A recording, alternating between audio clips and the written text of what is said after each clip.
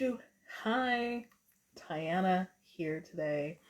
Um, and I was like trying to figure out what I read yesterday so I could give a summary, like I try to do every day, of what we read yesterday. And then I realized as I opened up my little ebook here is that we finished a story yesterday. And that's why I didn't remember what we read, because we weren't in the middle of something. We had closed a chapter. So yesterday we finished our reading about King Forkbeard and the literally #fire gifts he gives to folks. And we got to also read about warrior woman Ortrud, ruler of the land. So today we're going to start brand new with another tale called The Story of Ys. So let me go ahead and start my 5 minutes. I actually did my timer ahead of time. A little bit organized today. Haha. So, 5 minutes on the clock. Here we go. The story of Ys. They said of Dahut that her mother was a woman of the sea, and that the king, Dahut's father, had taken her from where he had found her seated on the rocks by the sea. They said, too, that the king had shut up this woman of the sea in the tower he had builded, and that he had had no pity upon her, although she was often heard crying in the tower. Crying, the people said, for her home in the sea. The people told all this to explain why Dahut, the daughter of King Gradlan, was different from all other maidens, and why it was that she seemed to hate Ys, her father's city. Dahut's mother had died before Dahut could know her, died in the tower to the top of which she would climb to look out upon the sea. Sad.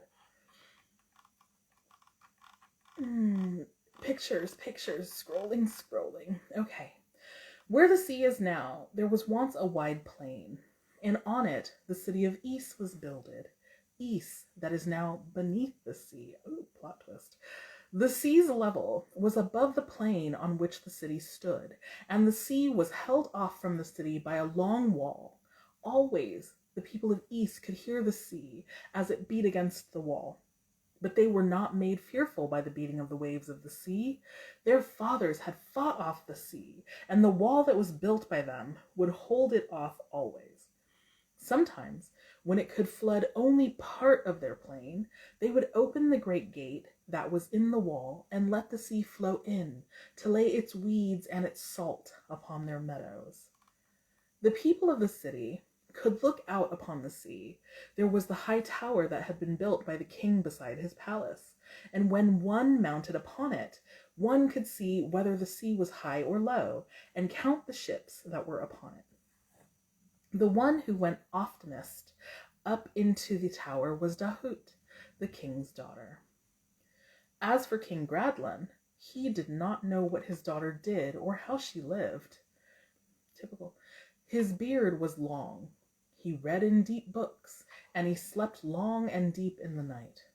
And Dahut, his daughter, had golden eyes with no eyebrows above them, and a neck that was white and soft and throbbing, and red lips and little feet.